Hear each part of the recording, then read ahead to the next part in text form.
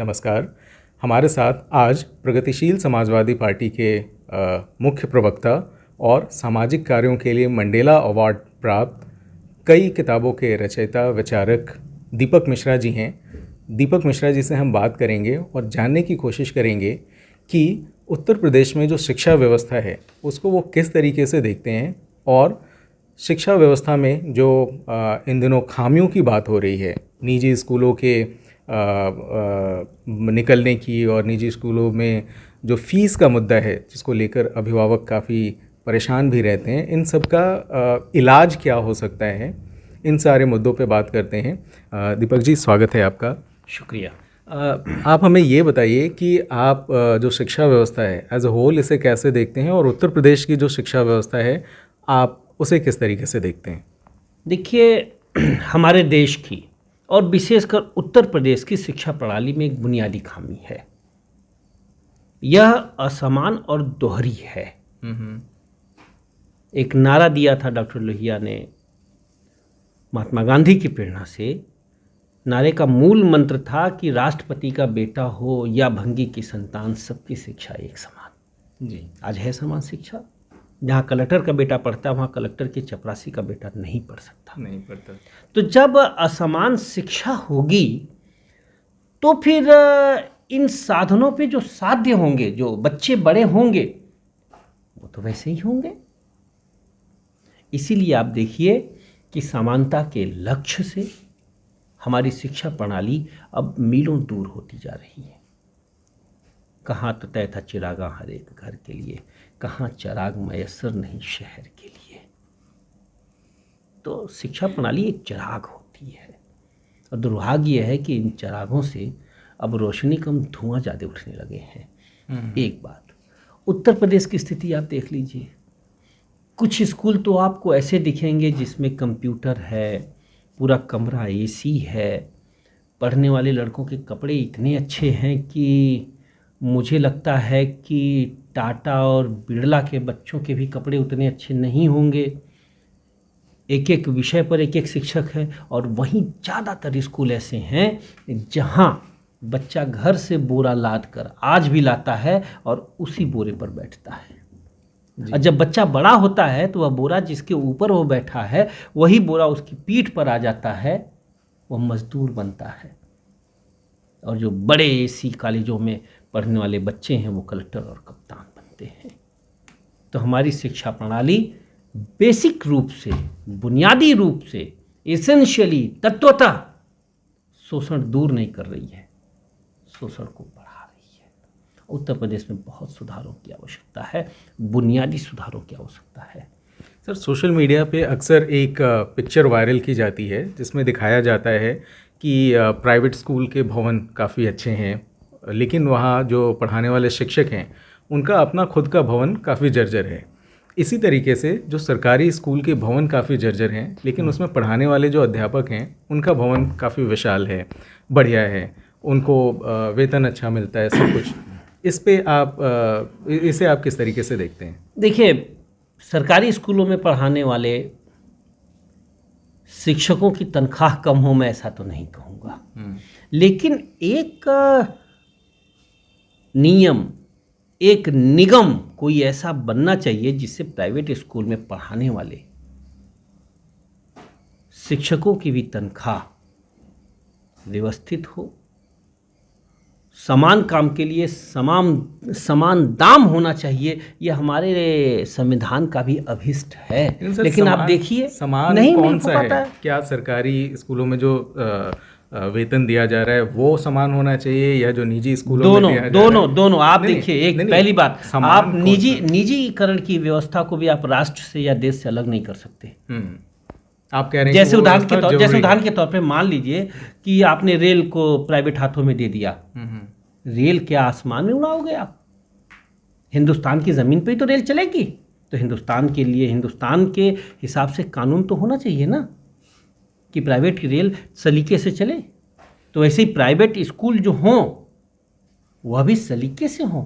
अब ऐसा नहीं चलेगा कि प्राइवेट स्कूल से अरबों कमाने वाले लोग अपने यहाँ पढ़ाने वाले, जो भारत के सम्मानित नागरिक हैं, पढ़े लिखे नागरिक हैं, उनको अपनी आमदनी का छटांक भर न दे।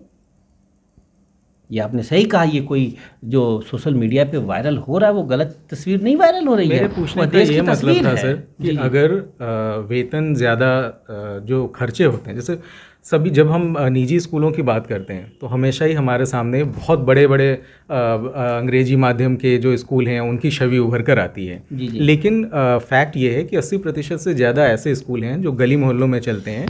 200, 400, 500, यूपी में तो 50 रुपये प्रति माह के भी स्कूल अभी भी हैं। ऐसे स्कूल भी एग्जिस्ट करते हैं क्योंकि उनकी ज़रूरत है।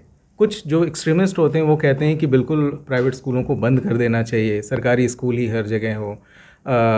इस जो एक्सट्रीमिस्ट हैं उनके इस विचारों पे आपकी क्या राय है? मैं इस विचार को अपने राजनीतिक, सामाजिक, शैक्षणिक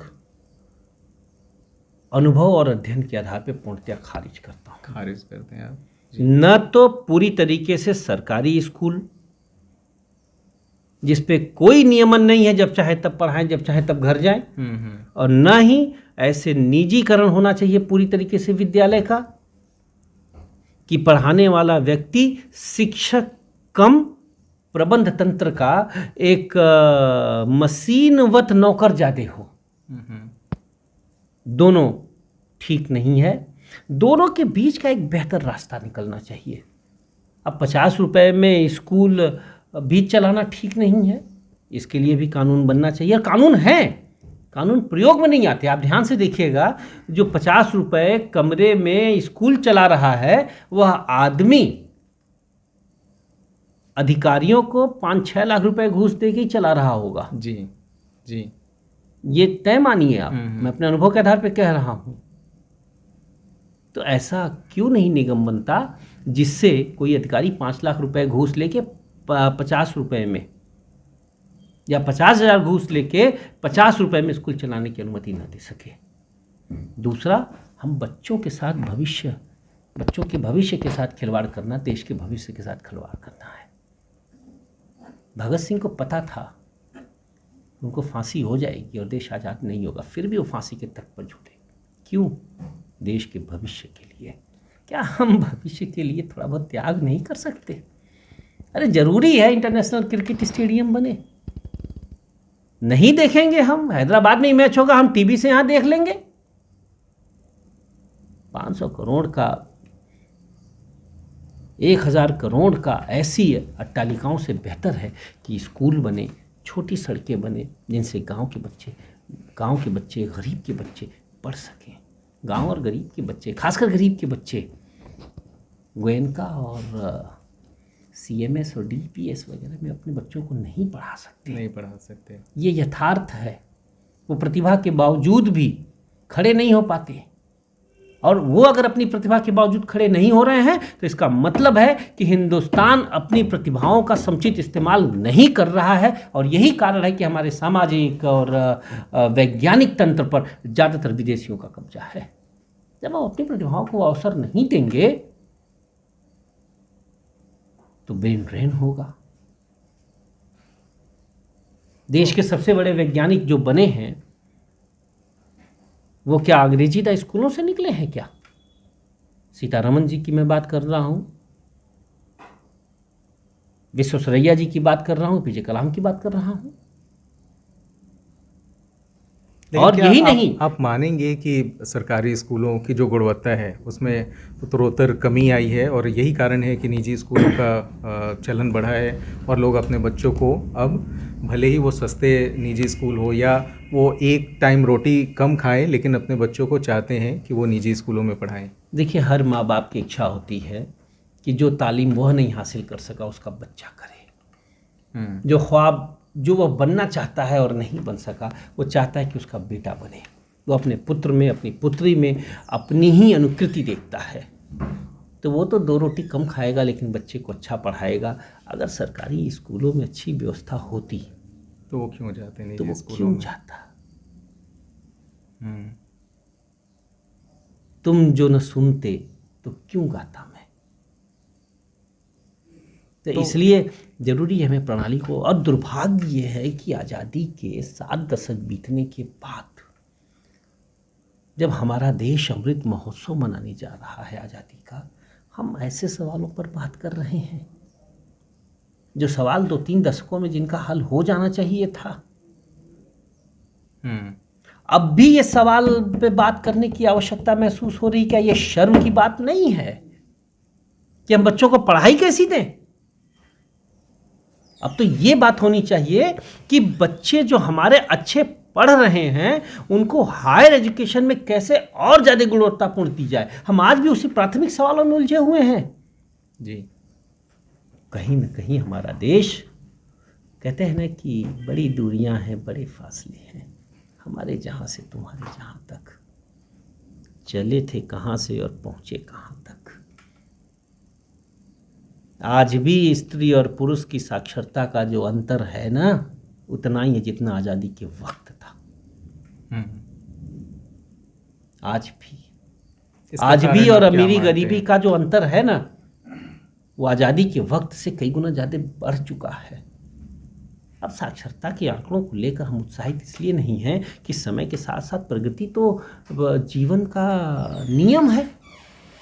तो ये फैक्ट भी है कि शिक्षा का अधिकार कानून आने के बाद से एनरोलमेंट तो बढ़ा है, निसंदेह स्कूलों में एनरोलमेंट बढ़ा है, लेकिन जो गुणवत्ता है वो नहीं बढ़ पाई। क्योंकि अक्सर जो भी सर्वेज होते हैं वहाँ 8वीं में पढ़ने वाला बच्चा दूसरी तीसरी की कक्षा की किताब नहीं पढ़ पाता, सवाल नहीं लगा पाता, साधारण जोड़ घटाव नहीं कर पाता।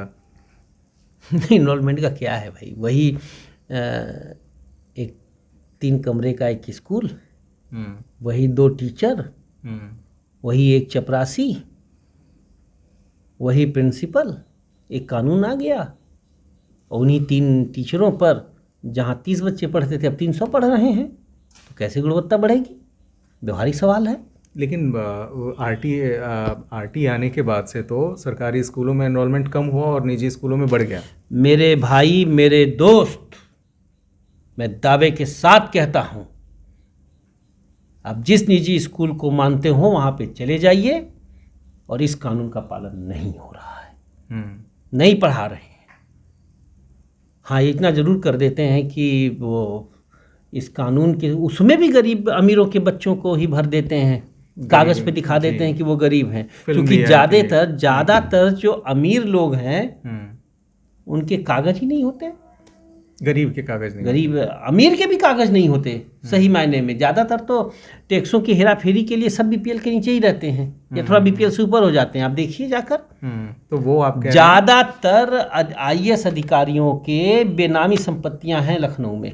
जी, तो आप ये कह रहे हैं कि जो गरीबों के लिए कानून आया है उसका लाभ अमीर उठा रहे हैं, गरीबों में जागरूकता की कमी है, वो नहीं भेज पा रहे। फिर सबसे बड़ी बात आप मुझे ये बताइए, एक गरीब बेचारा अपना अधिकार मांग सकेगा इन बड़े बड़े स्कूलों से जहाँ 4 गार्ड सामने दरवाजे पर होते हैं?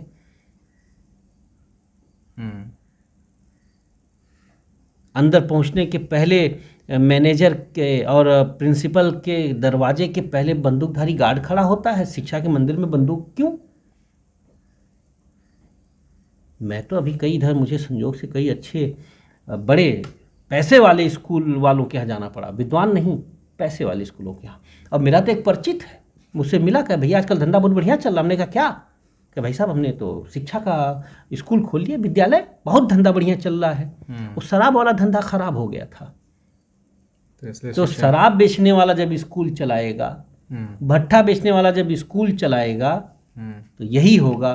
जब मदन मोहन मालवीय कोई स्कूल या कोई विश्वविद्यालय खोलते हैं तो उसका रंग कुछ और होता है, और जब कोई ठेकेदार, शराब का ठेकेदार जब कोई स्कूल खोलता है तो उसका रंग दूसरा होता है। लेकिन सर, वो तो बात सही है कि आप कह रहे हैं कि कोई ठेकेदार है या शराब विक्रेता है, स्कूल चलाएगा तो मुनाफा ढूंढेगा, लेकिन दिक्कत ये है कि वो वहाँ पे बच्चे जा क्यों पा रहे हैं, उनको और कोई विकल्प क्यों नहीं मिल पा रहा है। मैं एक आपको फैक्ट बताता हूँ कि सरकारी स्कूलों में, मैं दिल्ली का आपको हाल बताता हूँ कि वहाँ के सरकारी स्कूलों में प्रति छात्र प्रति वर्ष 80,000 रुपये से 86,000 रुपये खर्च होते हैं। मतलब एक माह में लगभग 7,000 रुपये एक बच्चे पे खर्च हो रहे हैं। अगर 7,000 रुपये अभिभावक के पास हो तो वो क्या सरकारी स्कूलों में जाना, उन्हीं सरकारी स्कूलों में जाना पसंद करेगा जहाँ 8वीं का बच्चा दूसरी की किताबें नहीं पढ़ पाता, या फिर वो डीपीएस में पढ़ा लेगा जहाँ पे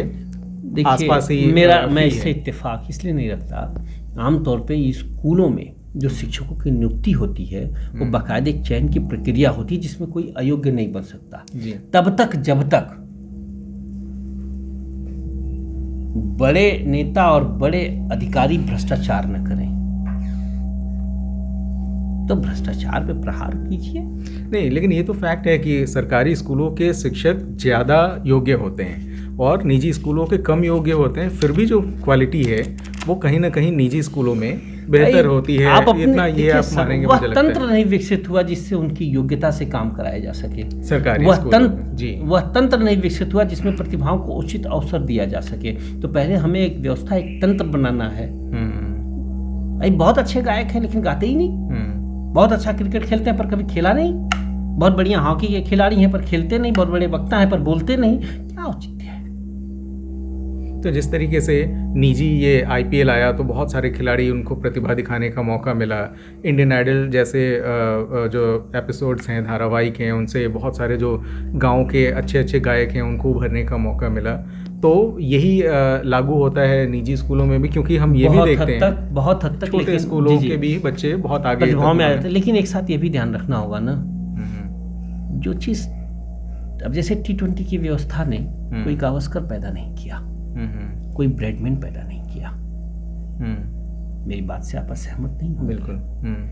तो जब हम स्कूलों को, शिक्षा को बहुत ज़्यादा रिचुअल बना देते हैं, इसेंशियली वो कमज़ोर होते हैं। इसीलिए आप देखिए निजी स्कूलों के कोख से कोई गांधी, कोई लोहिया, कोई जयप्रकाश, कोई भगत, कोई सुभाष, कोई कलाम नहीं पैदा होते। तो देश को वो प्रतिभा नहीं मिल पाती ना। हमने शिक्षा व्यवस्था को बाबू बनाने का एक कारखाना बना दिया है जी, इंसान बनाने का कोई संस्थान नहीं। जैसा आपने कहा कि एक ऐसा एक तंत्र होना चाहिए, जैसा ट्राई का एक मामला आया था कि ऐसा एक स्वायत्त निगमन संस्था होनी चाहिए जो सरकारी और निजी स्कूलों दोनों की व्यवस्था को देखे, दोनों किसी के साथ वो गड़बड़ ना कर सके, ना निजी स्कूल अभिभावकों के साथ, ना सरकारी स्कूल अपने छात्रों के साथ। इस बारे में थोड़ा और विस्तार से समझाइए। देखिए, निगमन तो होना चाहिए। आप एक निगम बनाइए और या एक ऐसी कोई बॉडी बनाइए, कॉन्स्टिट्यूशनल बॉडी बनाइए जिसको अधिकार हो कि जहां कोई गड़बड़ हो तुरंत रजिस्ट्रेशन रद्द हो, तुरंत रद्द हो।